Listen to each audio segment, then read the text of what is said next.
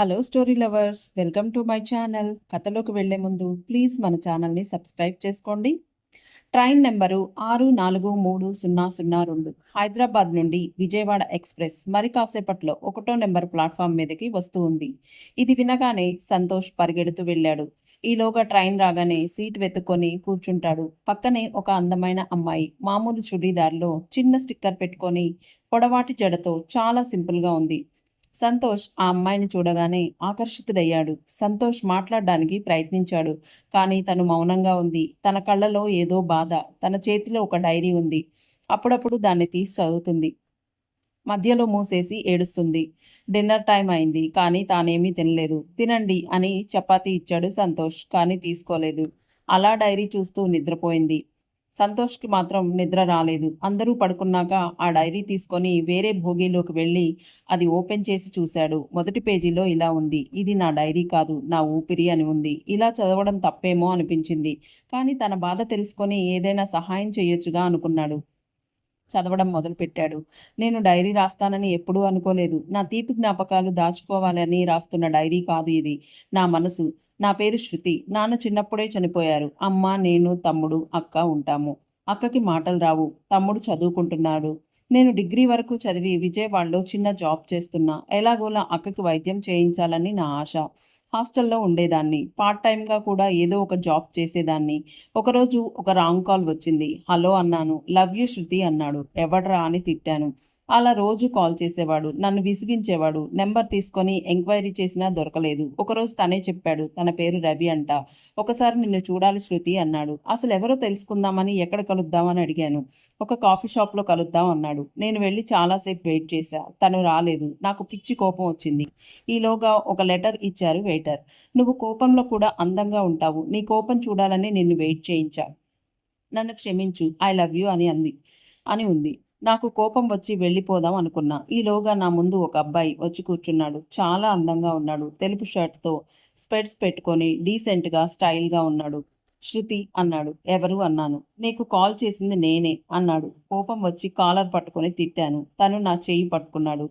చిట్టి అన్నాడు. చిట్టీనా అన్నాను. అవును, నువ్వు నా చిట్టివే అన్నాడు. నన్ను చిట్టి అని పిలిచేది నా చిన్ననాటి ఫ్రెండ్ రవినే. అంటే నువ్వు అని ఆగిపోయాను. అవును, నేనేరా అన్నాడు. నువ్వా నన్నేడిపించింది ఇన్ని రోజులు అన్నాను. అవును, నేనిక్కడే ఎస్ఐగా ఛార్జ్ తీసుకున్నా. నిన్నిక్కడ చూసి నీ నెంబర్ కనిపెట్టి ఏడిపించాలనుకున్నా అన్నాడు. నాకు నిజంగానే ఏడుపొచ్చింది.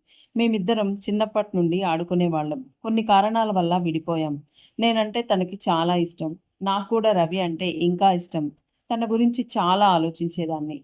తను నన్ను చిట్టి అనేవాడు. అలా మేమిద్దరం కలుసుకున్నాం. అప్పుడప్పుడు హాలిడేస్‌లో మేము సినిమాలకి, పార్కులకి వెళ్ళేవాళ్ళం. తను నా పక్కనే ఉంటే చాలా ధైర్యంగా ఉండేది. నా ప్రతిరోజు తన ఫోన్ కాల్‌తోనే మొదలయ్యేది. ఇలా మేము చాలా దగ్గరయ్యాము. ఒకరోజు తను నాకు ప్రపోజ్ చేశాడు. నేను ఆ నిమిషం కోసం ఎదురు చూశా. కానీ నా బాధ్యతలు గుర్తొచ్చాయి. నో చెప్పా. అప్పుడు తను నేనంటే నీకు ఇష్టం అని తెలుసు. నీ బాధ్యతలు నావి కూడా. మీ అక్కకి నేను హైదరాబాద్‌లో స్పెషలిస్ట్‌కి చూపించా. మీ అక్క త్వరలోనే మాట్లాడగలరు. మీ అమ్మ నాకు కూడా అమ్మే. మన పెళ్ళయ్యాక వాళ్ళు మనతోనే ఉంటారు. నీకు ఏ కష్టం రానివ్వనురా అని నన్ను హత్తుకున్నాడు. తన మంచితనం చూసి కళ్ళ వెంట నీళ్లొచ్చేశాయి. నాకు మాటలు రాలేదు. శృతి, నిన్నొక్కటి అడగనా అన్నాడు. ఏంటి అన్నాను. నువ్వు కాదు అనొద్దు మరి అన్నాడు. చెప్పు అన్నాను. ఈరోజు నాతో నా రూమ్‌లో ఉండవా అని అడిగాడు. నో అన్నాను. ప్లీజ్ రా, నాకు నీ దగ్గరే ఉండాలని ఉంది. కాదనకు. ఈ ఒక్కరోజే ఉండు. నీతో చాలా చెప్పాలి. నీ ఒడిలో పడుకోవాలి అని అడిగాడు. అంతలా తను అడుగుతుంటే కాదనలేకపోయాను. ఇద్దరం డిన్నర్ బయట చేసి వచ్చాం. నేను ఫేస్ వాష్ చేసుకున్నాను. ఒకటే బెడ్ ఉంది. నువ్వు పైన పడుకో. నేను కింద పడుకుంటా అన్నాను. నన్నే చూస్తూ ఉన్నాడు. ఏంట్రా అలా చూస్తున్నావు అని అడిగా.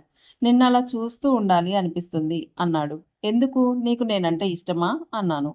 ఇష్టం కాదు అన్నాడు. మరి అని అడిగా. ఇష్టం కాదు, పిచ్చి ప్రేమ అన్నాడు. ఇది ఇప్పటి నుండి కాదు, చిన్నప్పటి నుండి ఉంది. నువ్వు దూరమైనప్పుడు ఎంత ఏడ్చానో నీకు తెలియదు అన్నాడు. మరి నా కోసం రాలేదు ఒక్కసారి కూడా అని అడిగాను. మీరు ఇల్లు ఖాళీ చేశారట. పోలీసుని కదా. మీ ఇల్లు అడ్రస్ తెలుసుకొని మీ ఇంట్లో వాళ్ళని కలుసుకున్నా. నీ బాధలు, ఇబ్బందులు అన్నీ తెలుసుకొని నా వంతు సహాయం చేద్దామనుకున్నా. నేను కూడా 6 నెలల నుండి ఫాలో చేస్తున్నా దూరం నుంచి. నిన్ను చూస్తూ సంతోషపడ్డా తెలుసా? అన్నాడు. అవునా? నాకు చెప్పొచ్చుగా అన్నాను. నీ మనసులో ఎవరైనా ఉన్నారేమో అని నీ ముందుకు రాలేదు అని నన్ను హగ్ చేసుకున్నాడు. అలా రాత్రంతా మాట్లాడుకుంటూ నిద్రపోయాం. పొద్దున్నే రెడీ అయ్యి వెళ్ళాం. వెళ్దాం అన్నాను. అప్పుడేనా? ఇంకా కాసేపు ఉండు అన్నాడు. సరే అని టిఫిన్ చేసి బయట చాలా చోట్ల తిరిగాం. షాపింగ్‌కి తీసుకెళ్ళి నాకొక శారీ కొన్నాడు. వద్దు అన్నాను. నువ్వు నా భార్యవి. నా ఇష్టం అన్నాడు. నాకు ఒక చైన్ కొనిచ్చాడు. ఇది నా హార్ట్. ఇది ఎప్పుడూ నీ గుండెలపైనే ఉండాలి అని నా మెడలో వేశాడు. అదే తాళిబొట్టు అనుకున్నాను. నేను తన చేతి మీద ముద్దు పెట్టి థాంక్యూరా అన్నాను. నాకు కావాల్సినవన్నీ కొని నన్ను హాస్టల్‌లో వదిలి వెళ్ళిపోయాడు. నాకు ఏదో బాధగా ఉంది. తనతో ఉన్న టైము చాలా తొందరగా గడిచిపోయింది. ఇప్పుడేమో ఒంటరిదాన్ని అనిపిస్తుంది. వెంటనే కాల్ చేశా. మిస్ యూ రా అన్నాను.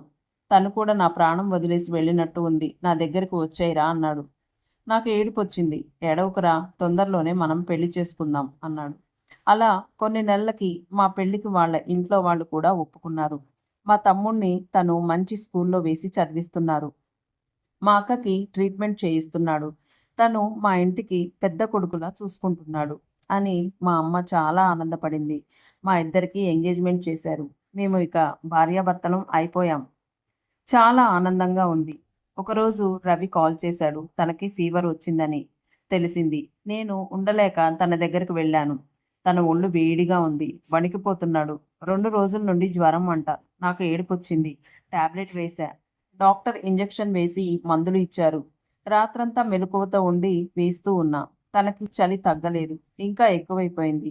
తనకేమీ కాకూడదు అని తనని హగ్ చేసుకున్నా. ఆ టైంలో మేమిద్దరం ఒకటైపోయాం. పొద్దున్నే లేచి ఏడుస్తూ కూర్చున్నా. తనకు బానే ఉందిప్పుడు. తను లేచి సారీరా అన్నాడు. నన్ను క్షమించు అన్నాడు. నేనేం మాట్లాడలేదు. అక్కడి నుండి వెళ్ళిపోయా. తప్పు జరిగిందని చాలా బాధనిపించింది. తను హాస్టల్‌కి వచ్చినా నేను కలవలేదు. కాల్ చేసినా తీయలేదు. అలా వారం రోజులు తనని చూడలేదు. ఒకరోజు నా రూమ్‌కి వచ్చి నా చేయి పట్టుకొని, "ఎందుకురా ఇలా దూరం పెడుతున్నావు?" అని ఏడ్చాడు. "నీ తప్పేం లేదురా. ఇలా జరిగిందని కొంచెం భయం వేసింది. అంతేరా" అన్నాను. అంతేనా? నేను మోసం చేశా అని అనుకున్నావేమో అని భయపడి చచ్చా అన్నాడు. లేదురా అన్నాను. అయినా మనిద్దరం వెంటనే పెళ్లి చేసుకుందాం. అప్పుడు తప్పేమీ ఉండదు అని హగ్ చేసుకున్నాడు. నాకు కూడా తన మీద ప్రేమ ఇంకా ఎక్కువైంది. నాతో ఇలా ఉండిపోరా అన్నాను. పెళ్లికి ముహూర్తం పెట్టారు. ఒకరోజు తను నీకు ఒక గిఫ్ట్ కొన్నా. బంగారం. మనం ఇష్టమైన పార్కుకి రా అన్నాడు. నేను బయలుదేరి వెళ్ళా. కానీ తను రాలేదు. నైట్ 9 అయింది. అయినా రాలేదు. ఫోన్ స్విచ్ ఆఫ్ వచ్చింది. ఏమైంది అని బాధ. ఈలోగా రవి అమ్మగారు ఫోన్ చేసింది. గవర్నమెంట్ హాస్పిటల్‌కి రా అని చెప్పి పెట్టేసింది. నాకేమీ అర్థం కాలే. ఏదో తెలియని కంగారు. ఒళ్ళంతా చెమటలు పట్టాయి. నోరు ఎండిపోతుంది. కళ్ళు తిరుగుతున్నాయి. అలానే పరిగెడుతూ వెళ్ళాను. అక్కడ అందరూ ఏడుస్తున్నారు. రవి వాళ్ళమ్మ "ఏం పాపం చేశాంరా" అని గట్టిగా ఏడుస్తుంది. రవి చెల్లి 2 బంగారు గాజులు తెచ్చి నా చేతికిచ్చింది. దానిపైన రక్తం ఉంది. నాకు ఊపిరి అందట్లేదు. రవి చెల్లి "వదినా నీకోసం అన్నయ్య గాజులు కొని తెస్తుంటే యాక్సిడెంట్ అయ్యింది. తనిక లేడు" అని పట్టుకొని ఏడ్చింది. తను ఫోన్‌లో చెప్పిన గిఫ్ట్ ఇదే అని నాకు అర్థమైంది. వెంటనే స్పృహ తప్పి కింద పడిపోయాను. అంతవరకే ఉంది డైరీలో. తర్వాత ఏమీ లేదు. టైం చూశాడు. నైట్ 2 అయింది. ఇంతలో ఏదో సౌండ్ విని డోర్ వైపు చూశాడు. ఒక అమ్మాయి ట్రైన్ డోర్ దగ్గరకు వచ్చి దూకబోతోంది. తనెవరో కాదు. ఈ డైరీ రాసుకున్న అమ్మాయి శృతినే. వెంటనే తన చెయ్యి పట్టుకొని ఆపేశాడు. తనింకా వినట్లేదు. ఆ పెనుగులాటలో ఇంక లాభం లేదని తనని ఎలా అయినా కాపాడాలని తన చెంప మీద చెల్లుమని కొట్టాను. ఇంకా ఉంది. ఇప్పటి వరకు స్టోరీ విన్నందుకు ధన్యవాదాలు. ఇంత చక్కటి స్టోరీ అందించిన రైటర్ గారికి కృతజ్ఞతలండి. నెక్స్ట్ పార్ట్ చదవండి. ఇంకా చాలా బావుంటుంది. Thank you.